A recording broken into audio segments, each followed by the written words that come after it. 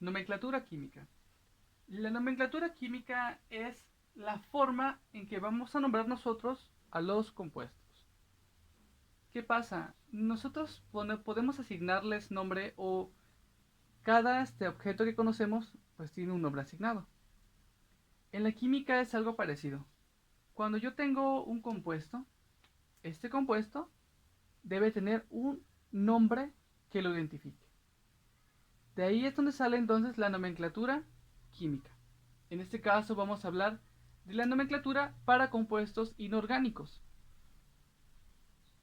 Hay tres tipos básicos de nomenclatura que vamos a manejar, que es la nomenclatura sistemática, que va a estar basada en lo que son la cantidad de átomos de los elementos que forman el compuesto.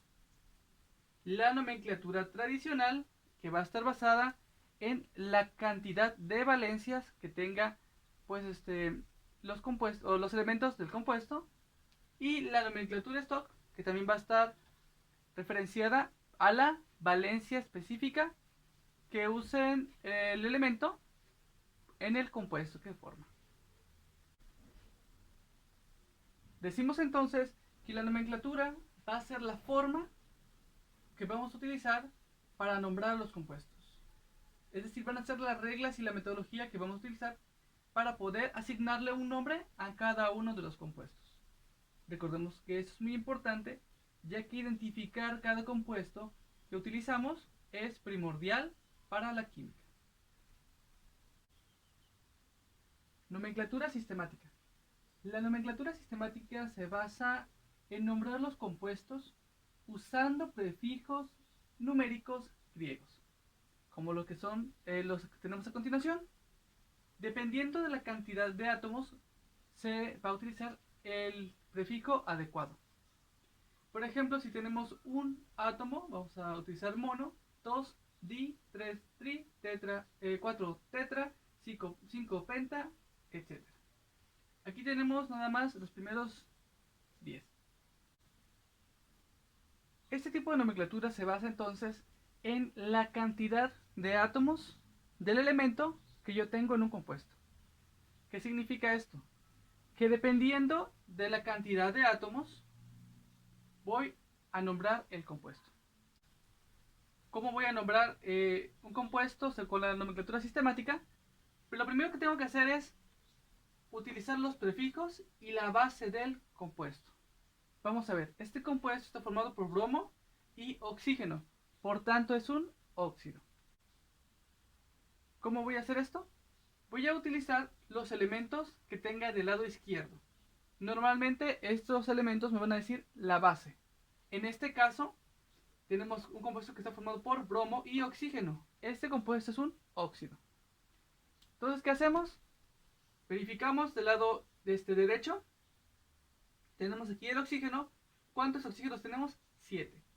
Entonces yo tengo que colocar el prefijo para 7 que es hepta.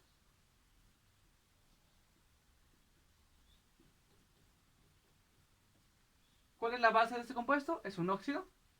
Sería heptaóxido. Además vemos aquí el oxígeno. La palabra de. Y después vemos que tenemos el bromo. ¿Cuántos átomos tenemos de bromo? 2. Significa que tenemos que colocar di. Di y el elemento bromo. Entonces va a ser el prefijo correspondiente al elemento que se encuentre del lado derecho, en este caso el oxígeno, la base que es un óxido, la palabra de y el prefijo correspondiente para el elemento que se encuentre en el lado izquierdo y pues el nombre del elemento. Heptaóxido de dibromo. Vamos a ver otro ejemplo. Tenemos aquí otro ejemplo, también tiene una base de óxido, es decir, es un óxido. Vamos a colocar entonces, primero verificamos que tenemos 2 oxígenos y un carbono. Por tanto, vamos a colocar di por los 2 oxígenos, óxido porque tiene como base el óxido. Además, recordemos que tiene aquí el oxígeno. será dióxido, la palabra de, ¿cuántos carbonos tenemos? Solamente tenemos uno, dióxido de carbono.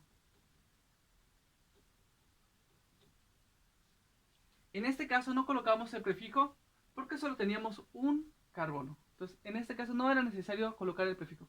Cuando empezamos de este lado, aquí sí es necesario colocar el mono, en este caso, porque lo haríamos de un elemento. Vamos a poner el ejemplo más adelante. Otro ejemplo, tenemos hierro y cloro. Tenemos dos átomos de cloro y un átomo de hierro. ¿Cómo se llamaría este compuesto? Verificamos que para 2 yo tengo que colocar el prefijo di. En este caso es un cloruro, además vemos que tiene como base el cloro, sería dicloruro de. ¿Y cómo se llama este elemento? Hierro.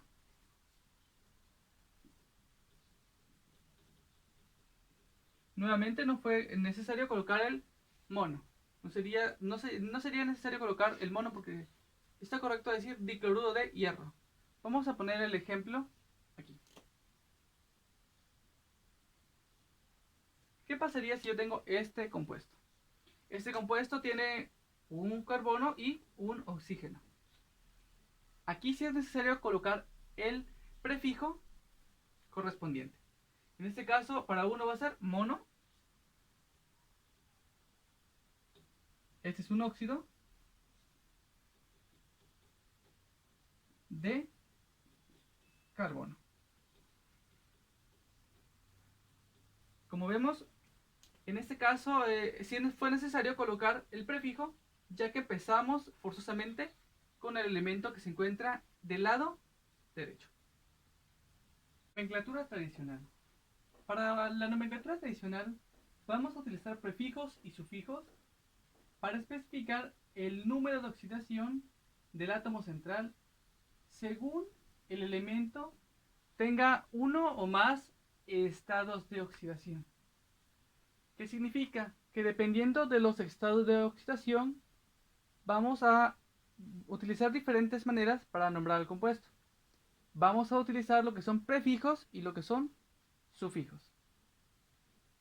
En este caso, cuando hablemos de que un elemento va a tener un estado de oxidación, podemos nombrarlo de dos maneras diferentes. La primera manera es con la terminación ico y la segunda manera es nada más sin terminaciones.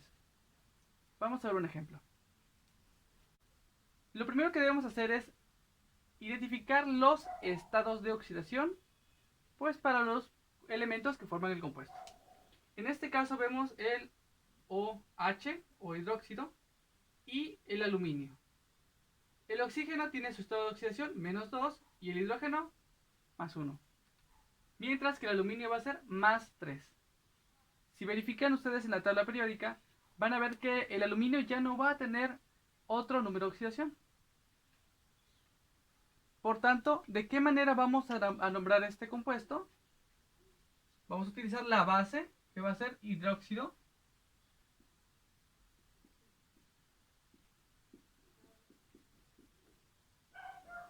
Podemos nombrar de dos maneras. Podemos poner la terminación ico o podemos nada más dejarlo así. Vamos a poner esta con la terminación ico. Hidróxido, este elemento es un aluminio, va a ser alumínico.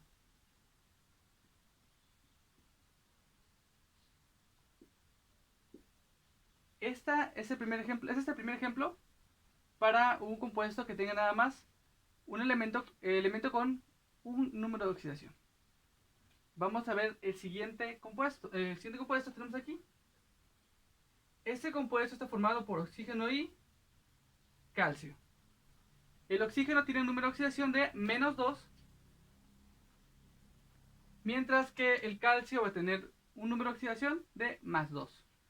Volvemos a verificar en la tabla periódica y nos vamos a dar cuenta de que el calcio solamente tiene un número de oxidación. Por tanto, ¿cómo se va a llamar este compuesto? Este compuesto es un óxido. Recordemos que tiene como base un óxido, ya que está formado también por oxígeno y un metal. Es un óxido metálico. Vamos a ver cómo se nombraría este compuesto. Nosotros vamos a colocar óxido. Y ya que solamente tiene una terminación, un número de oxidación, podemos agregar la palabra ico o podemos nada más poner el nombre del elemento. En este caso vamos a ponerle óxido de calcio. Y esa sería la manera para nombrar este compuesto. Y esa sería la manera para nombrar este compuesto.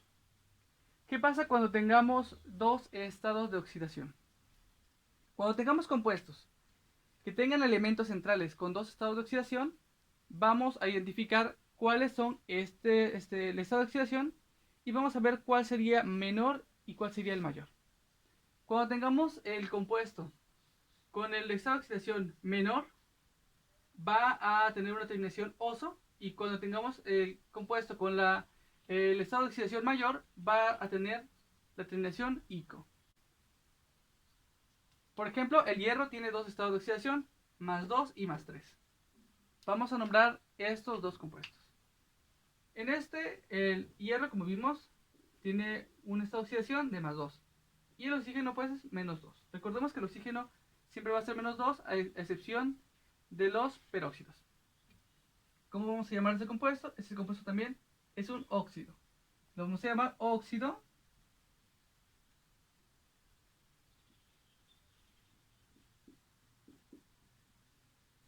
La terminación menor es oso. Ferroso. El hierro tiene una peculiaridad. Al igual que otros elementos, el hierro están basados en su nombre en latín. Por ejemplo, hierro no sería, aquí no sería hierroso, sería ferroso, por el latín ferrum. Aclarado esto, podemos ver el siguiente ejemplo. En este otro ejemplo, el hierro está con su estado de oxidación de más 3. Este es el mayor. Por tanto, ¿cómo se va a llamar este compuesto? Nuevamente está formado por oxígeno y hierro. Eso significa que es un óxido. Vamos a colocarle entonces óxido. Pero esta vez sería férrico.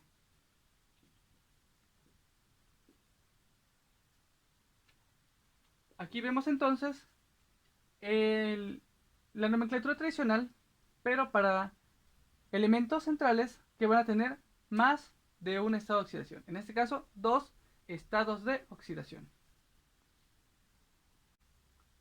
Cuando tengamos que trabajar con compuestos que tenga el elemento central tenga tres estados de oxidación, hay que identificar con cuál estamos trabajando. Y dependiendo, hay que añadir un prefijo o un sufijo al nombre del compuesto. Por ejemplo, cuando tengamos tres estados de oxidación y estamos utilizando nosotros al más pequeño o a la menor, hay que colocar el prefijo hipo y la terminación oso. Cuando sea el estado de oxidación intermedio, hay que poner la terminación oso, y cuando sea el estado de oxidación mayor, la terminación ico. Cuando tengamos cuatro estados de oxidación para un mismo elemento, lo que hay que hacer es identificar estos cuatro estados de oxidación y ver con cuál estamos trabajando. Si estamos con el estado de oxidación más pequeño o menor, añadimos entonces el prefijo hipo y la terminación oso. Cuando sea el estado intermedio menor, será la terminación oso. Cuando sea el estado intermedio mayor, va a ser la terminación ico.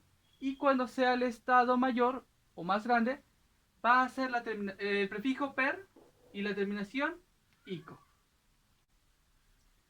Cuando trabajemos con la nomenclatura tradicional, van a haber casos en el que el nombre no va a estar referenciado al nombre que nosotros conocemos comúnmente para el elemento, sino su nombre en latín.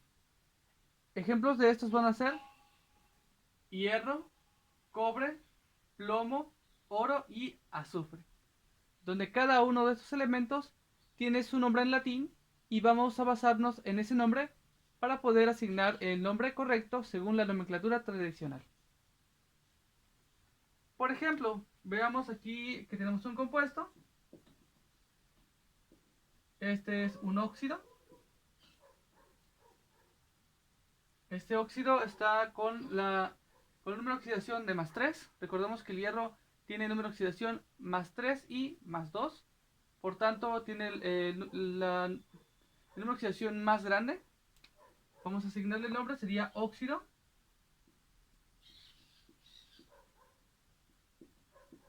férrico. Como nosotros vemos a continuación, nosotros utilizamos la base en latín del elemento que estamos trabajando. Nomenclatura stock. En la nomenclatura stock, el compuesto se nombra de manera normal, es decir, sin terminaciones ni nada, cuando el elemento central solamente tiene un número de oxidación. Sin embargo, si tenemos más de un número de oxidación, lo que debemos hacer nosotros es agregar el número de oxidación en números romanos y entre paréntesis al final del nombre del compuesto. Es decir, que el número de oxidación lo vamos a colocar nosotros entre paréntesis una vez que ya tengamos el nombre del compuesto. Esa es la única regla que vamos a ver para la nomenclatura stock. Es la verdad bastante sencilla. Por ejemplo, veamos el primer ejemplo que tenemos aquí. Vamos a identificar primero el número de oxidación para el hierro. Este es +3. Y pues en este caso el cloro es -1. Entonces, ¿qué debemos hacer? Este compuesto es un cloruro. Cloruro de hierro.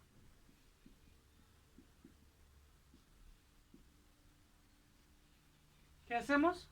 Solamente añadir el número de oxidación. No es necesario colocar el signo del número de oxidación, solamente colocar este número entre paréntesis y en números romanos. 3 en números romanos.